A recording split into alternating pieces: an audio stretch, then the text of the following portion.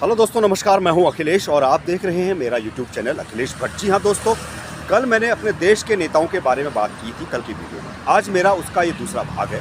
आज भी मैं उन्हीं के बारे में बात करने जा रहा हूँ कि हमारे देश के नेता कैसे हैं और हमारे देश के बारे में क्या क्या सोचते हैं। 2014 से पहले ऐसा लगता था कि देश में सब कुछ अच्छा चल रहा था, ना कहीं बलात्कार हो रहे थे, ना कहीं पर बम ब्लास्ट हो रहे थे और महंगाई भी बिल्कुल ठीक ठाक थी। सभी युवाओं को रोजगार मिला था, सभी लोग जो है अपना काम कर रहे थे, देश में शांति का माहौल था, ना कहीं बम ब्लास्ट हो रहा था, ना कहीं बलात्कार हो रहे थे, ना कहीं लूट मार मची थी। बस मतलब ऐसा माहौल था कि जैसे कि हम सतयुग में जी रहे हों। 2014 से पहले ऐसा माहौल था, लेकिन 2014 के बाद ऐसा माहौल हुआ कि हमारा देश बर्बाद हो गया। और 2014 के बाद ऐसा चला कि देश की बर्बादी होगी। देश जो है गर्त की ओर चला गया, देश में सब कुछ उथल पुथल हो गया। इस तरह का नैरेटिव सेट किया गया कि वाकई में 2014 से पहले देश में सब कुछ ठीक था, लेकिन 2014 के बाद देश में सब कुछ बर्बाद हो गया। इस बार के चुनाव में 36 पार्टियों ने मिल करके एक ऐसा झूठ फैलाया, एक ऐसा झूठ बताया पूरे देश की जनता को कि वाकई में देश में बहुत कुछ गलत हो रहा है। युवाओं को रोजगार नहीं मिल रहा है, महंगाई बढ़ती जा रही है, मतलब देश में कुछ भी करने लायक नहीं है और इस देश में डर का माहौल है। लेकिन डर का माहौल मैं आपको बता दूं कि 2014 से पहले जो देश के अंदर डर का माहौल था वो बहुत ही भयानक था। राहुल गांधी कहते हैं कि कई युवा आज बेरोजगार हैं। एक समय ऐसा था जब हम भी युवा थे, तब हमको किसने रोजगार दिया? हम भी तो बेरोजगार थे। और आज हमारे साथ के जो युवा हैं, जो हमारे उम्र के लोग हैं, आज जो है ठेकेदारी की नौकरी कर रहे हैं। तब क्या होता था कि हम लोग जब कश्मीरी गेट से बस पकड़ते थे, कम से कम 10 से 12 बस इकट्ठी की जाती थी, उसके बाद ही हम लोग जो है घर को निकलते थे। उसको कहते थे कानवाई। वो इसलिए था क्योंकि उत्तर प्रदेश में गुंडों का राज था, लुटेरों का राज था, चोरों का राज था। हेलो दोस्तों, नमस्कार। मैं हूं अखिलेश और आप देख रहे हैं मेरा यूट्यूब। दोस्तों, कल मैंने अपने देश के नेताओं के बारे में बात की थी कल की वीडियो में। आज मेरा उसका ये दूसरा भाग है। आज भी मैं उन्हीं के बारे में बात करने जा रहा हूँ कि हमारे देश के नेता कैसे हैं और हमारे देश के बारे में क्या क्या सोचते हैं। 2014 से पहले ऐसा लगता था कि देश में सब कुछ अच्छा चल रहा था, ना कहीं बलात्कार हो रहे थे, ना कहीं पर बम ब्लास्ट हो रहे थे और महंगाई भी बिल्कुल ठीक ठाक थी। सभी युवाओं को रोजगार मिला था, सभी लोग जो है अपना काम कर रहे थे, देश में शांति का माहौल था, ना कहीं बम ब्लास्ट हो रहा था, ना कहीं बलात्कार हो रहे थे, ना कहीं लूट मार मची थी।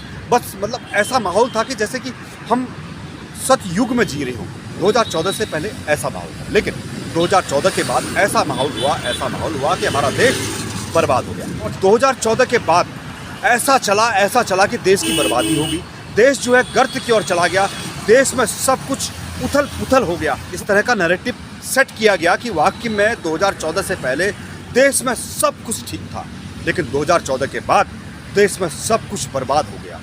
इस बार के चुनाव में 36 पार्टियों ने मिल करके एक ऐसा झूठ फैलाया, एक ऐसा झूठ बताया पूरे देश की जनता को कि वाकई में देश में बहुत कुछ गलत हो रहा है। युवाओं को रोजगार नहीं मिल रहा है, महंगाई बढ़ती जा रही है, मतलब देश में कुछ भी करने लायक नहीं है और इस देश में डर का माहौल है। लेकिन डर का माहौल मैं आपको बता दूं कि 2014 से पहले जो देश के अंदर डर का माहौल था वो बहुत ही भयानक था। राहुल गांधी कहते हैं कि कई युवा आज बेरोजगार हैं। एक समय ऐसा था जब हम भी युवा थे, तब हमको किसने रोजगार दिया? हम भी तो बेरोजगार थे। और आज हमारे साथ के जो युवा हैं, जो हमारे उम्र के लोग हैं, आज जो है ठेकेदारी की नौकरी कर रहे हैं। और ठेकेदारी की नौकरी में इतना शोषण है कि उसका कुछ हिसाब नहीं है। उनको क्यों नहीं नौकरी मिली? क्यों वो लोग मजबूरन ठेकेदारी में नौकरी कर रहे हैं? आज उनके साथ कितना शोषण हो रहा है, इसका अनुमान लगाना बहुत ही भयावह है। पहले जो है हर घर से व्यक्ति खेती करते थे, पूरा गांव का गांव खेती करता। पहले हर घर में सरसों का तेल बनता था, हर घर में सब्जी उगाई जाती थी, हर घर में गेहूं, धान, राशन इत्यादि उगाया जाता। आज आप देख लीजिए, पूरा गांव का गांव शहर की ओर पलायन कर रहा है। खेती करने वाले लोग 10 हैं इस समय और खाने वाले लोग 100 हैं। तो महंगाई तो बढ़नी है, महंगाई तो हर साल बढ़ती जाएगी। और कोई भी सरकार, अगर कांग्रेस भी आती, तो इस महंगाई को कभी कम नहीं कर सकती। सिर्फ एक झूठ था कि महंगाई बढ़ गई है, बेरोजगारी बढ़ गई है। कहाँ से वो रोजगार लाते हैं और कहाँ से महंगाई को कम करते हैं? आज जो हमारी युवा पीढ़ी है, जिसकी उम्र इस समय 20 और 22 साल है, उनको 20-22 साल पहले हमारे देश का इतिहास देखना चाहिए कि हमारे देश में क्या हुआ था। मैं उत्तराखंड का रहने वाला हूँ, मैं अपनी बात बताता हूँ। जब हम लोग अपने गांव की तरफ जाते थे, अपने घर की तरफ जाते थे, तब क्या होता था कि हम लोग जब कश्मीरी गेट से बस पकड़ते थे, कम से कम 10 से 12 बस इकट्ठी की जाती थी, उसके बाद ही हम लोग जो है घर को निकलते थे। उसको कहते थे कानवाई। वो इसलिए था क्योंकि उत्तर प्रदेश में गुंडों का राज था, लुटेरों का राज था, चोरों का राज था। अगर कोई भी बस अकेली जाती थी तो उस बस को लूट लिया जाता था। जब हम सफ़र करते थे, जब हम अपने गांव की तरफ जाते थे, हमें एक बात का और ध्यान रखना पड़ता था। पैसा कम से कम हमारे जेब में होना चाहिए। हमारे हाथ में ना तो कोई सोने की अंगूठी होनी चाहिए, गले में सोने की चैन नहीं होनी चाहिए। जो महिलाएं हैं वो अपने जो उनका श्रृंगार का सामान था उसको भी उतार के चलना पड़ता था। वो इसलिए था क्योंकि जब हम उत्तर प्रदेश में एंट्री करते थे तब वहाँ पर जो है चोर लुटेरे बसों को रोक करके लूट लिया करते थे। जब 10 से 12 बस हो जाती थी, एक काफिला पूरा निकलता था और उसे बोलते थे हम लोग कानवाई। क्या होता था, जब 10-12 बस एक साथ निकलती थी तो चोर लुटेरों की हिम्मत नहीं होती थी और उत्तर प्रदेश में कहीं पर भी बीच रास्ते में बस रोकना मना था। ये थी हमारी 20-22 साल पहले की घटना। लेकिन आज के समय में अगर उत्तर प्रदेश में रात को भी एक अकेली लड़की अपनी गाड़ी से जा रही है तो वो रात को भी 12 बजे सफ़र कर सकती है। ऐसा था पहले उत्तर प्रदेश और आज का उत्तर प्रदेश ऐसा है। दोस्तों, आपको मैं एक घटना और बताता हूँ कि उत्तर प्रदेश में कितना गुंडा राज चलता था। ये हमारी जो नई पीढ़ी है ना, वो जानती नहीं है कि पहले क्या होता था हमारे देश। 2 अक्टूबर 1994 को उत्तराखंड से दिल्ली की ओर जा रहे थे उत्तराखंड राज्य आंदोलन करने के लिए। हमारी माताओं बहनों के साथ बदसलूकी की गई, उनके साथ बलात्कार किया गया और हमारे जो उत्तराखंड के राज्य आंदोलनकारी थे उनके ऊपर लाठियां चलाई गई, उन्हें मारा गया, उन्हें पीटा गया और हमारी माताओं बहनों को रात को 2 बजे गन्ने के खेतों में घसीटा गया और उन्हें पीटा गया। उस समय उत्तर प्रदेश में मुलायम सिंह यादव मुख्यमंत्री थे, जो अखिलेश यादव जी के पिताजी थे। और आज अखिलेश यादव कहते हैं कि हमारे देश में सब कुछ गलत हो रहा है। अरे आप ये देखिए कि जब आपकी सरकार थी तब लोगों के साथ कितना गलत हुआ था। आज भी हमारे उन उत्तराखंड के शहीदों को न्याय नहीं मिल रहा है, जिसके लिए हर साल 2 अक्टूबर को जंतर मंतर पर आंदोलन किया जाता है, धरना प्रदर्शन किया जाता है, लेकिन अभी तक उनको न्याय नहीं मिला। और मुलायम सिंह यादव ने हमारे उत्तराखंड के लोगों के साथ एक ऐसी घटना करी, एक ऐसा विभत्स कार्य किया जो आज भी लोग भूल नहीं सकते। वो हमेशा सदियों तक याद रहेगा। और ये सब चीज़ें हमारी जो नई पीढ़ी है उसे जानना चाहिए कि हमारी जो पुरानी सरकारें थी उन्होंने देश के लोगों के साथ पहले क्या क्या किया। ये जानना बहुत ज़रूरी है, तभी तो पता चल पाएगा कि आज का समय और तब का समय क्या था। आज तो उत्तर प्रदेश में हर कोई महिला स्वतंत्र घूम सकती है, ना वहाँ पर चोर उचक्के लुटेरे, ऐसा आज वहाँ पर कुछ भी नहीं है और सब कुछ वहाँ की जो महिलाएं हैं वो भी खुश हैं।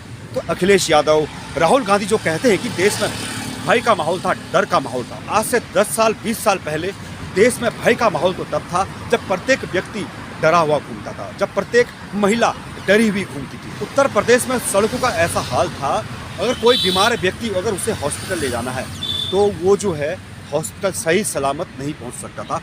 इतने गड्ढे थे रोडों में, हर आधे मीटर में एक एक गड्ढा हुआ करता था। जो व्यक्ति सही होगा उसका भी ऑपरेशन करना पड़ सकता था हॉस्पिटल में जाकर के। ये हालात थी हमारे उत्तर प्रदेश के सड़कों की। दोस्तों, इसका मतलब ये नहीं कि जो सरकार इस समय चल रही है, बीजेपी सरकार है, अगर वो भी गलत कर रही है तो उसके खिलाफ भी आवाज़ उठाना बहुत ज़रूरी है। ऐसा नहीं है कि बीजेपी भी हर काम अच्छा कर रही होगी, लेकिन आज मैं समझता हूँ कि हमारे देश में हर काम अच्छा हो रहा है। हमारे देश का नाम जो है विदेशों में भी गूंज रहा है। हमारे देश को आज लोग याद कर रहे हैं। आज पूरी दुनिया के लोग जो है भारत को याद कर रहे हैं, भारत की तरफ देख रहे हैं। ऐसा हमारा ये देश पिछले 10 सालों में बनकर तैयार हुआ है। झूठ का साथ मत दीजिए ना, गलत हो रहा है उसका सत्यापन कीजिए। जरूरी नहीं कि बीजेपी गलत काम करे तो हम उसके बारे में कुछ ना बोलें। जो हमारे विपक्ष में पार्टी बैठी है उसका काम क्या है? अगर सत्ता पार्टी कुछ गलत कर रही है तो उसको रोकना, लेकिन ये नहीं कि देश को गुमराह करना और देश के बारे में झूठ फैलाना, ये आपका काम नहीं है। आपको देश में गलत हो रहे उन चीज़ों को पर्दाफाश करना है, उन चीज़ों को सत्यापन करना है। एक होता है सत्ता पक्ष, एक होता है विपक्ष। सत्ता पक्ष देश में राज करता है और विपक्ष जो है उसके विपरीत बैठता है। अगर देश में सत्ता पक्ष कुछ भी गलत कर रहा है तो आप उसका विरोध कीजिए। देश में गलत चीज़ें फैलाना ये हमारे देश के नेताओं को शोभा नहीं देता है। आप एक हमारे हिंदुस्तान का जो सबसे महान, जिसे हम मंदिर कहा जाता है, विधानसभा, राज्यसभा, आप वहाँ पर बैठे हैं और वहाँ से आप जो है झूठा संदेश दे रहे हैं। अगर जो भी चीज़ें गलत देश में अब तक हुई है, जो मोदी सरकार के अंतर्गत हुई है, तो उसको साबित कीजिए कि यहाँ पर झूठ हुआ है, तब जाके पूरे देश की जनता उसको मानेगी। लेकिन मुंह से कहने से नहीं होता है। किसी भी चीज़ को आप झूठा साबित नहीं कर सकते।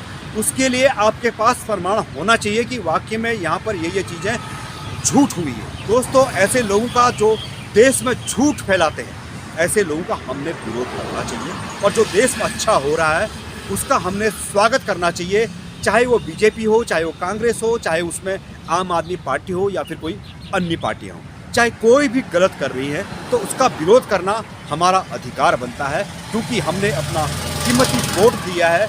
मुझे अच्छी तरह से याद है जब इलेक्शन हो रहे थे तो चिलचिलाती हुई धूप थी, उस धूप में भी लोग जो है अपने घर से निकले और अपना वोट दिया। तो हमारा इतना अधिकार जरूर बनता है, जो गलत हो रहा है उसको गलत नहीं होने देना चाहिए। देश के अंदर में जिससे अच्छा हो उसका सपोर्ट करना चाहिए, उसमें चाहे कोई भी पार्टी हो। नमस्कार, जय हिंद, जय भारत।